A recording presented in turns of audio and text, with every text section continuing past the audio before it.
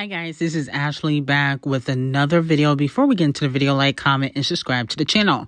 So Nicki Minaj has surpassed Queen Bee for the year-end stats on Payola board, okay?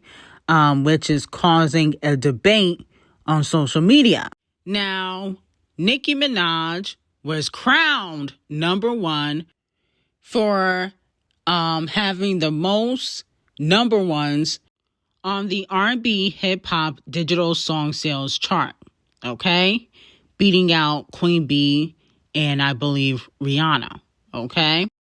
Nicki was also #1 for the top female rap artist, okay? She was #1 for the rap digital song sales charts.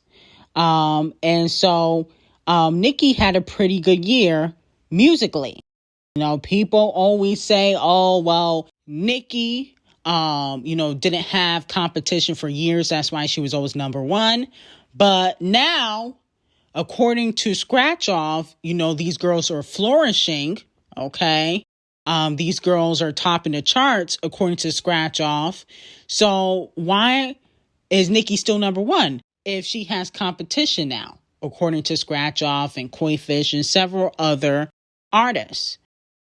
People are upset with this because they feel like, well, Queen Bee doesn't release as frequently as Nicki Minaj. So, of course, Nicki will be #1, which is true. But Queen Bee is not always #1 when we're talking about sales.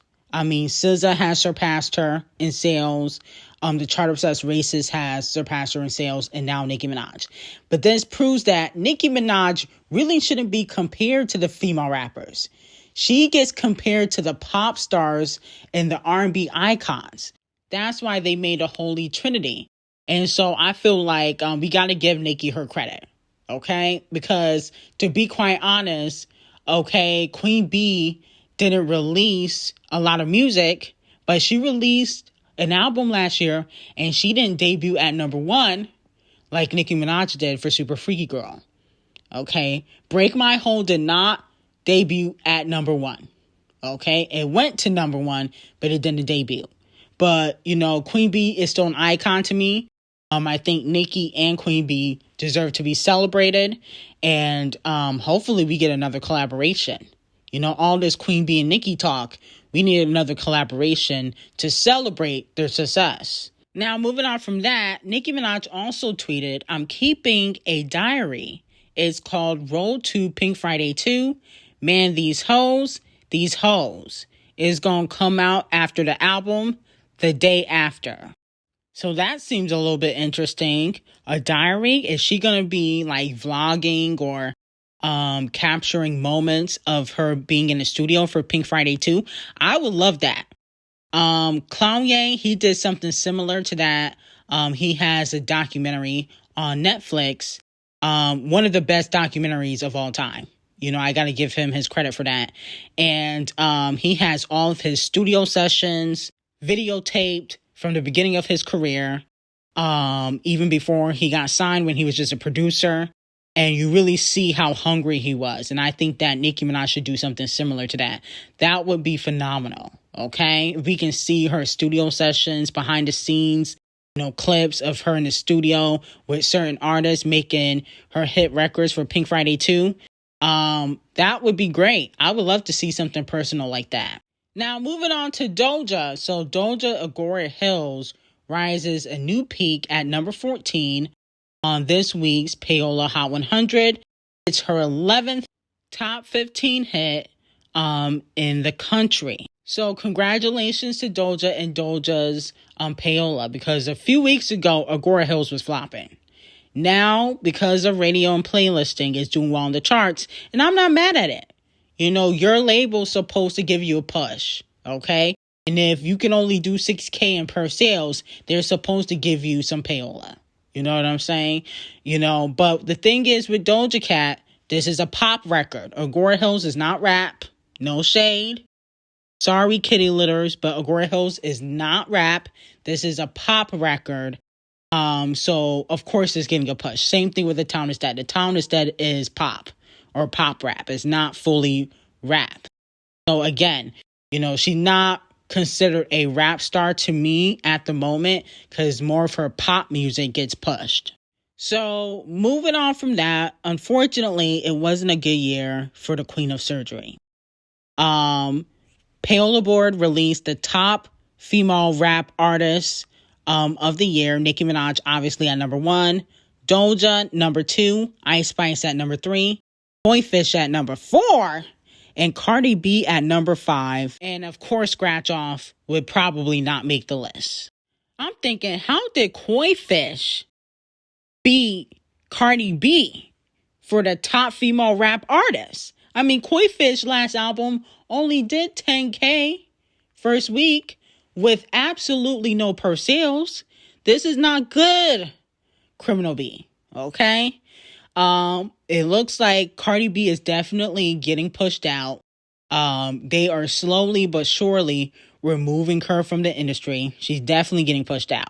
Okay? From music. She can do other things. You know, she can go on reality TV. She can make, hair care products. She can go back to her old stopping ground, the strip club, and make some money, okay, or be a housewife to off the cheat. But music, clearly Cardi B is on the decline, because how is Boyfish before you? Okay? That's embarrassing. And then Ice Spice is like 2 to 3 spots before you. And she just got in the game. So obviously we know Ice Spice has basically replaced Cardi B. That has been proven. And clearly Cardi B is getting pushed out and removed from the music industry. They're not giving her a push. They don't care about Cardi B no more. That's why she came in last place. And that's not good. This is embarrassing. Now, moving on to Scratch Off. As we know, she did a double XL interview.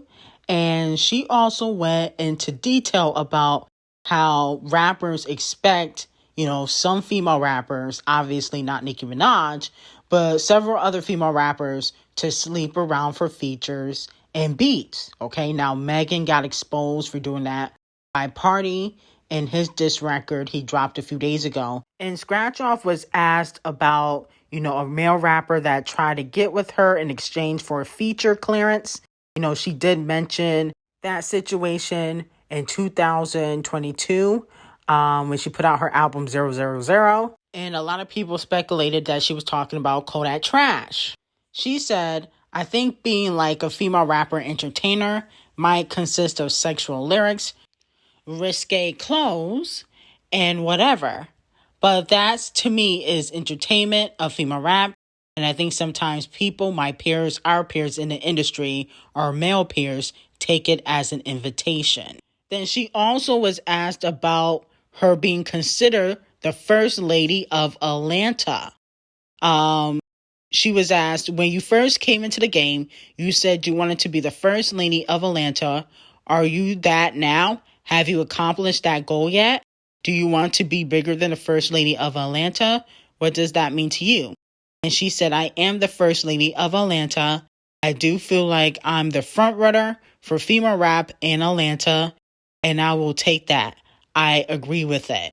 I'm like, who said Scratch Off was the front runner of female rap in Atlanta? Ain't Scratch Off from Ohio? Why is she all of a sudden trying to pretend like she from Atlanta? I thought she was from Ohio, which is very interesting. Moving back on to Queen B, SZA becomes the first woman to finish as Payola Board's #1 year-end R&B hip-hop artist since Queen B in 2014. Okay? So it looks like, Queen B slowly but surely is losing her spot on the charts. And y'all can say, oh, well, Queen B don't care about the charts anymore. I don't believe that. I think that Queen B wants people to think she don't care about the charts. But if she did not care about the charts, why did Break My Hole have 80 million in radio play when the song came out? Can y'all answer me that? How comes Cuff It had 50 million in radio play when the song came out? Okay? Because she wanted to be on the charts. That's why. She wanted to be stable on the charts. And let's not forget, Queen B did the same tactic the chart-obsessed racist does every time she drops. When Break My Home came out, she had 12 different versions of that one song. And she put out the Quëën mix featuring Madonna, so it can remain stable on the charts.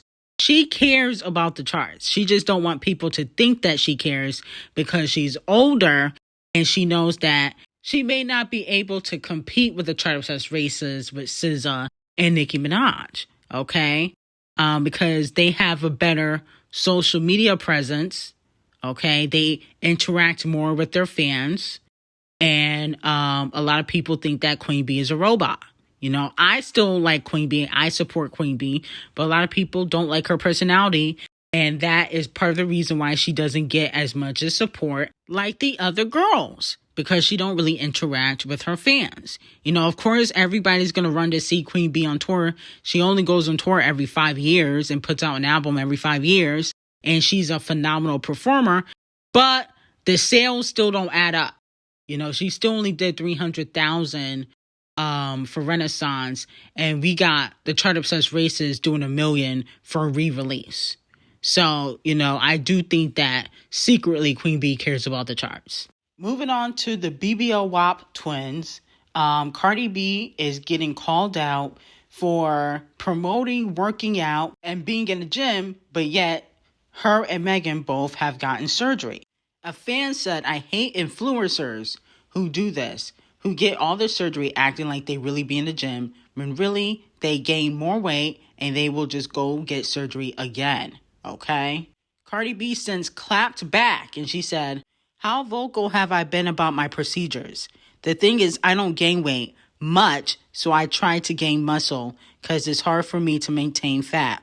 Also, there's a thing called visceral fat. It's fat that grows under the muscle, and you can't get lipo. The only thing that you can do is work out. That's why you see pouches on lipo girls. You have to maintain it," which is true. If you do get lipo or any type of BBL, you do have to work out.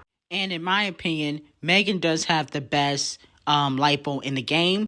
Cardi B has been vocal about her surgeries, but she needs to be open about her face surgeries too. You know, the fillers. She did talk about her nose job, but she also has gotten work done to her face, so she should also be vocal about that too. Now, moving on to Tyla. So Tyla teases a new record coming out December 1st. Let me know how you guys feel about that.